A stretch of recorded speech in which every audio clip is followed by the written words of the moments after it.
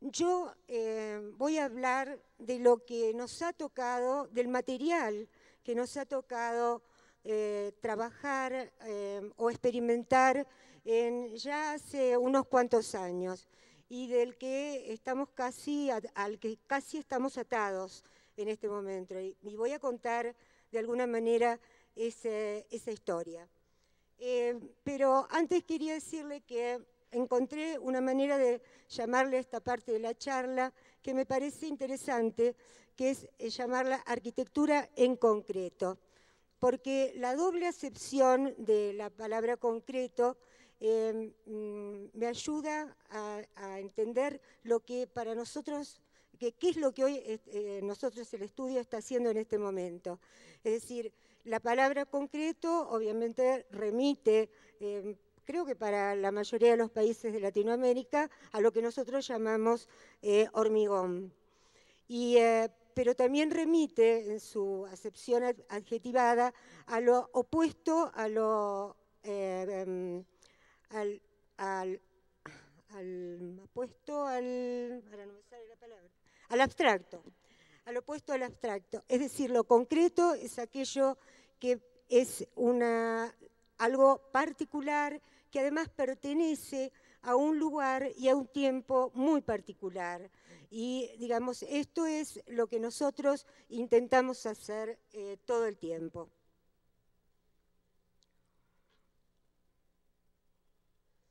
Bueno, digamos que la historia de nuestra arquitectura en concreto, podemos decir que comienza, aunque habíamos hecho algunos pequeños experimentos antes, con una experiencia en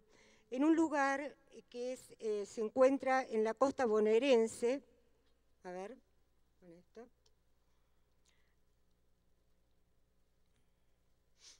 Acá está la ciudad de Buenos Aires y Mar Azul, que es este lugar, es un balneario, es un bosque artificial, obviamente estas eran unas dunas sin vegetación, y que está a 400 kilómetros de Buenos Aires y muy cerca de la ciudad de Mar del Plata, que es un balneario muy importante de Buenos Aires. Bueno, ya van a ver, les voy a ir contando con el resto de las imágenes que esta localización fue fundamental para la determinación de la manera y de los materiales elegidos y de la tecnología elegida para nuestro trabajo. Nosotros, Guillermo y yo, digamos, por un azar, porque, digamos,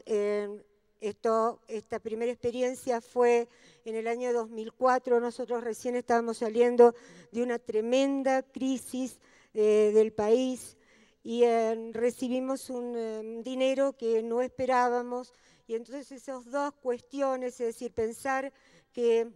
pensábamos en aquel momento que nunca más podríamos salir del país, no tendríamos posibilidad de salir del país, por supuesto por un problema económico, y que todas nuestras vacaciones iban a tener que ser muy cerca de nuestra casa. Entonces, digamos, y habíamos recibido ese dinero, dijimos, nos propusimos hacernos una muy pequeña casita de veraneo en este lugar que es francamente muy hermoso y que nosotros ya conocíamos hacía muchos años. Bueno, quiero contarles un poco de este lugar. Este lugar, digamos, nosotros ya habíamos experimentado el lugar, ya le digo porque lo conocíamos, pero yo suelo decirle a los alumnos cuando inician un trabajo que es sumamente importante poder captar digamos, y clasificar también los registros de ese lugar, porque en ese lugar hay registros materiales, obviamente, medibles, mensurables, es decir, uno puede saber, digamos, de lo que implica esta arboleda, de lo que significa digamos, como posibilidad de incorporarse, de incorporar una vivienda dentro, que implica el viento que proviene del mar y que lo frenan estos árboles, que implica el relieve de este territorio, que es un relieve muy rico, es decir, estos son médanos, algunos altísimos, y que le van dando, si bien, como veían en la diapositiva anterior, la urbanización es una trama muy regular, digamos, con todo el relieve del terreno. Esto tiene una riqueza espacial y también ambiental muy interesante. Hay registros, ya le digo, que son mensurables y otros que no lo son. Es decir, hay, digamos, el bosque provee de una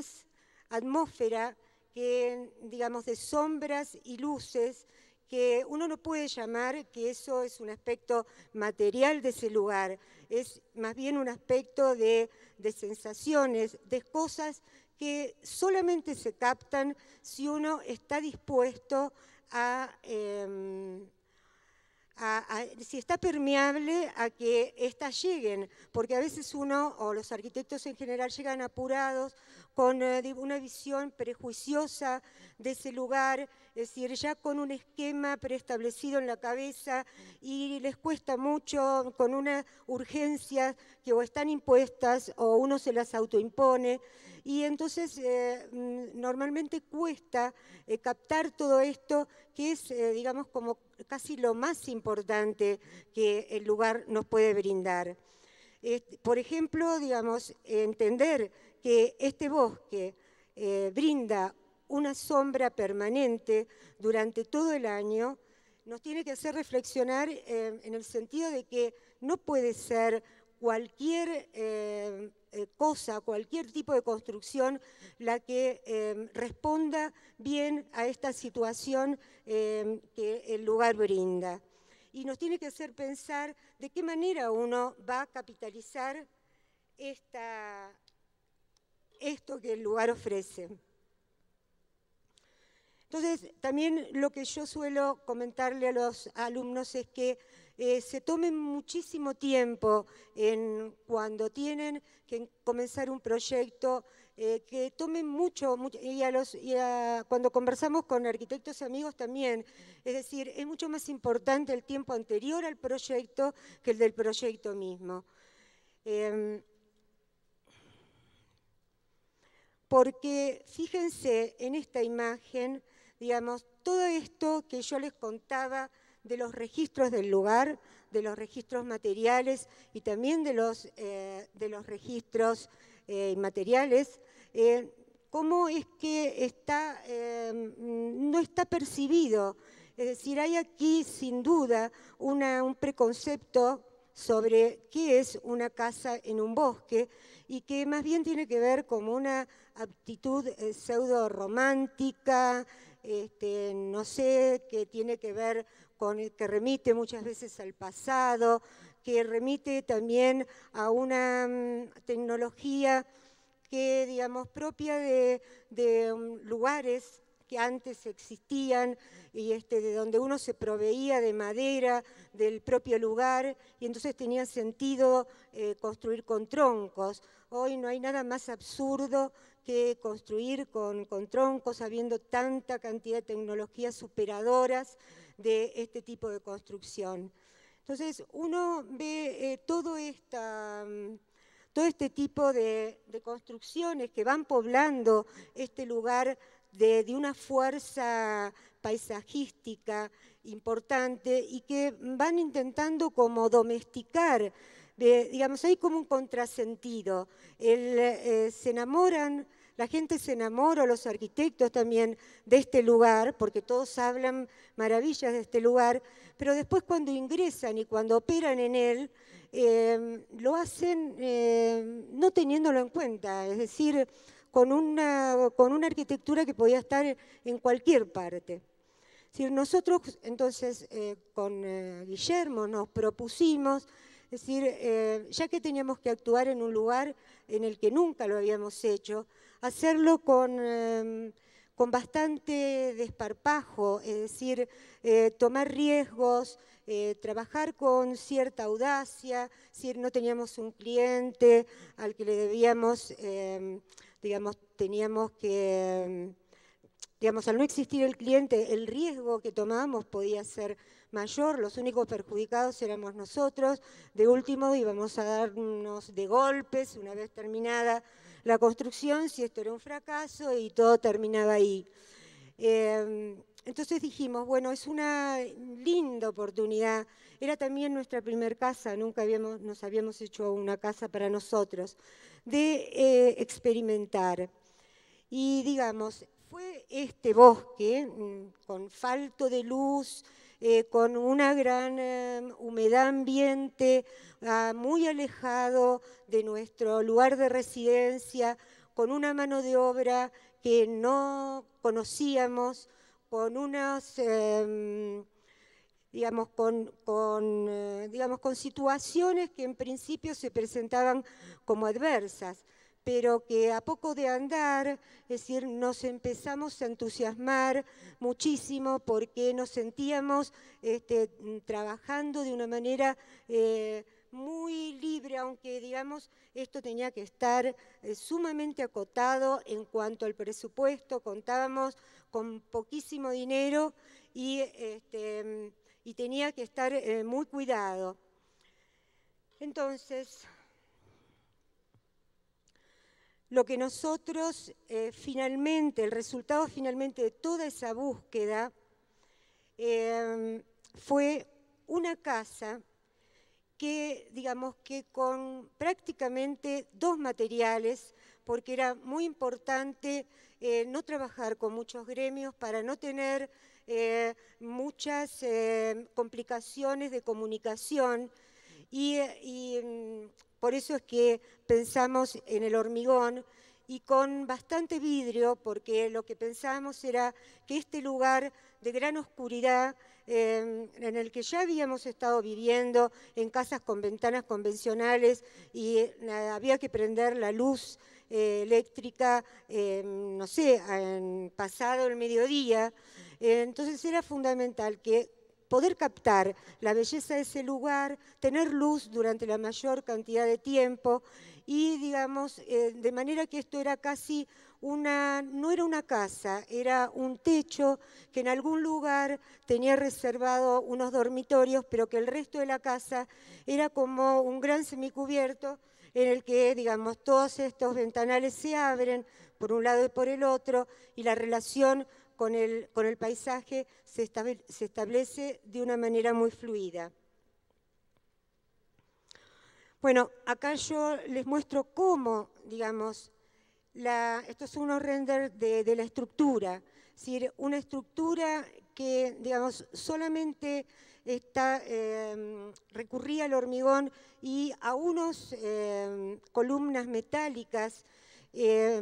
para, digamos, permitir esos grandes ventanales, esa gran vidriera que nosotros queríamos tener para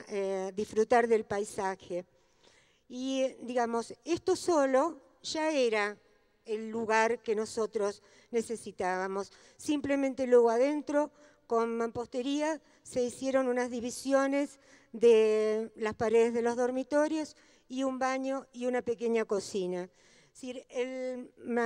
la mano de obra que conseguimos no era una mano de obra que trabajara el hormigón a la vista, pero nosotros pensamos, tampoco queríamos que esto fuera un objeto demasiado delicado en su hechura, sino que pensábamos que metido en el bosque y con la rugosidad y digamos, la textura y el tema de esa materialidad robusta y potente, nuestra arquitectura podía convivir con esa misma rusticidad. Entonces contratamos un